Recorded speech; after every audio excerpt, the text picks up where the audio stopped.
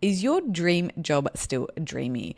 This was an episode on the ABC podcast, This Working Life. It really caught my attention because I'm one of those people who love what I do for work. And I always had that belief, like many others, that if you do what you love for work, you never work a day in your life. And as it turns out, it means you end up working almost every day of your life. Every book I read is related to my work. Every professional development, everything I'm learning, I spend tens of hours outside of business hours doing what I love.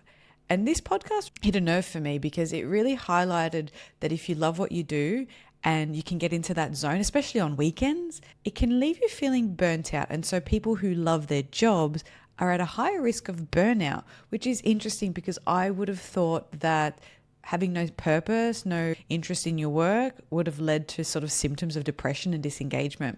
And I think that still might be true.